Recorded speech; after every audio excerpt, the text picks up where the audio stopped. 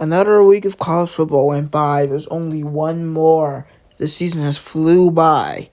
But I'm going to keep those college reviews coming. 2 games to review today. We got Georgia, Tennessee to start off with. Of course, 90% of the time I'm doing the Georgia game. Beck throws for 298 yards and 3 touchdowns to lead number 1 Georgia over number 21 Tennessee 38-10. Top ranked Georgia made a little bit of Southeastern Conference history in beating Tennessee. So I guess just the SEC. Scoring summary. Georgia put up 10 points in the first quarter, but Tennessee scored on literally the first play of the game, and that was their last score. Well, touchdown-wise. And then in the second quarter, Georgia put up 14 points in the second quarter, while Tennessee only put up 3. And the second half was just Georgia running out clock, keeping their players healthy. Tennessee put up no points. Neither team put up any points in the fourth quarter, but Georgia did put up 2 touchdowns in the third. As you can see, the 75-yard run. We were always favored in this game, so even after the big touchdown. Team stats, Georgia had 472 total yards. Again, a lot of them. And Tennessee only had 277. While Georgia had 1 turnover. Wait, we did? Oh, we did fumble that one time. And Tennessee had none. Georgia doubled Tennessee's first downs and also doubled their time of possession. Seems like it was a sold-out Neyland Stadium. Georgia didn't really care, though. Knocked around Tennessee a little bit. Carson Beck, 24 of 30 for 298 yards, basically 303 touchdowns. Another amazing game for Beck. Dylan Bell threw 1 touchdown pass because of a pretty good trick play. Kendall Milton, 14 of 66 for a touchdown. He's been doing pretty good recently. Edwards didn't have an amazing game, 11 for 34, but he's had a lot of great games, so can't blame him for 1 off game. Aaron Smith had 1 carry for 33. Andrew Paul, don't remember him playing, probably just at the end of the game. Same for Cash Jones. I'm pretty sure some of those back carries are also Neal's.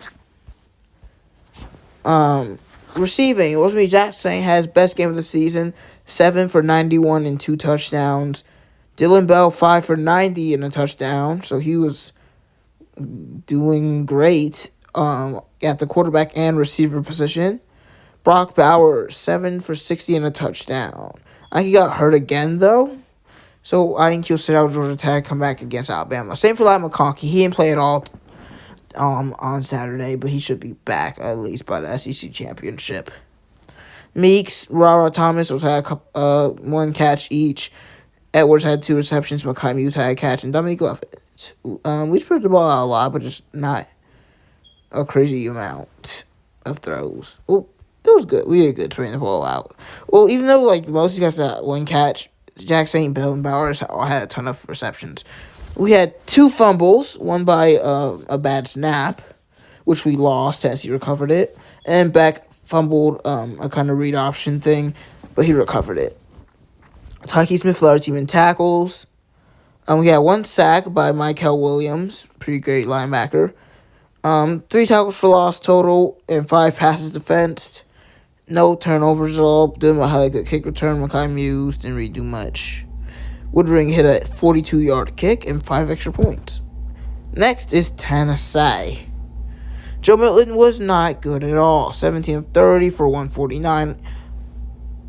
Barely. Actually, even hit 5 yards per attempt. Not great. Jalen Wright, 9 for 90 and a touchdown. Jabari Small. Jalen Wright. So he had 1 carry for 75, which means he had 8 for 25 the rest of the game, so not great. Outside that one amazing carry. Jabari Small, 6 for 25, nothing really else on the ground game, honestly, for Tennessee. Receiving, Squirrel White had 5 for 45, Nimrod 5 for 44. Okay, with these names. McAllen Castles, 2 for 21, and Caleb Webb, 1 for 17. They have a fumble that they recovered by, it was Alan Beasley. A big amount of tackles for Danico Slaughter. What are these names? With 11. They had one sack. I think it was the last play of the game. Wait, no, it was the last, like... It was a 4th down attempt that Georgia did, and we got sacked at the end of the game. One pass defense, that's it. They missed a field goal. I think it was like 49 yards or something. Last thoughts on this game. Tennessee was just outmatched. They were talking about how dangerous Neyland Stadium is. Georgia shut that down pretty easily. It's been a while since we lost to Tennessee. I think it was 2016, the last time we lost to them. Our next challenge is... Our next game is Georgia Tech. Our next challenge is Alabama on the 2nd, so can't wait for that game.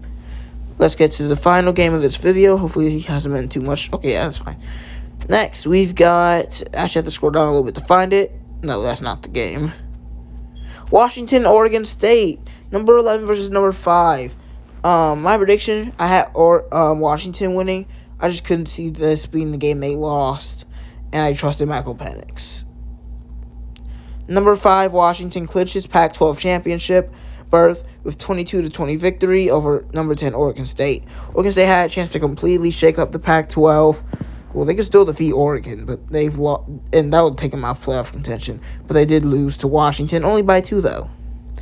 While the final result fell a bit too close, number 5 Washington survived the wet and wild game against Oregon State to clinch a spot in the Pac-12 championship game. As you can see, Washington scored 0 points in the second half. It's just that Oregon State just couldn't put up enough points. No more than 7 points in the quarter for Oregon State. They did try to make a late comeback, just didn't succeed. So there was a section of this game where Oregon State was favored. Just barely. Yeah. Total yards. Oregon State actually ended up having more. But the big thing, I like talking about this a lot, they had more turnovers by 2. That's dangerous. They did have a lot more time possession and first downs, though. I mean, Washington could have definitely lost this game, dude. Without the turnovers, Oregon State wins. It's that simple, but, I mean, they did have the turnovers. That's just what happened. Let's get into Michael Penix. Not his greatest game. 13-28 for only 162 yards. We did score 2 touchdowns. You want to see more from a Heisman finalist, but most likely he will be a Heisman finalist. But, yeah, can't have every game be great unless your name is Carson Beck. Dylan Johnson, 16 for 89. Pretty great game for him. Michael Penix actually did run for a touchdown, so it makes his stats even better. Roma Dunze continues to up his draft stock. 7 receptions for 160 yards. 2 TDs. Jack Westover, 4 for 43. Washington did fumble twice and lost one. Well, no, they only fumbled once. Jabbar Muhammad recovered one from Oregon State. Dylan Johnson lost the fumble. They had a ton of tackles. Carson Bruner and Dominique Hampton both had a ton. Sacks, they only had 1, but they had 7 tackles for a loss. 2.5 by Berlin Trice, who in my first mock draft that I didn't end up, because it was only after like 4 weeks. I had the Falcons. No, it was like, I think it was after week 5. I don't remember. I had the Falcons picking Braylon Trice. I really like him. He had 2.5 tackles for loss this game, and a sack. So I really like Braylon Trice. They also have 8 passes defensed, 4 by Jabbar Muhammad. My goodness. 2 interceptions, but oh my goodness. Okay. Jabbar Muhammad just had an amazing game today. 4 returns by Daniel Nagata. I don't know if it's Nagata or Gata, but he had 22 yards per kick return, so pretty good. They didn't miss a field goal, so that's some points off the board. Oregon State, DJ Uiagalelei had 15 for 31, 164, 2 interceptions. Way worse than he's a former Clemson quarterback. He got outplayed by Penix in this game, even though Penix didn't even have a great game. He also had 6 catches, 53 yards. Damian Martinez kept Oregon State in the game, 26 for 123, over 4.5 yards per carry and 2 TDs. Go to receiving. Silas Bolden, 5 for 64, 2 for 44 for Damian Martinez. He had a really great game. I can't over-exaggerate that. Anthony Gold, 5 for 34.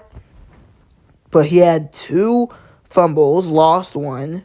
Then seems like a fumble snap or something. And then Achille Arnold recovered a fumble for the defense. The guy who had the most tackles for them was Easton Mascarenas Arnold with 7 tackles. No sacks for Oregon State. Only 2 tackles for loss.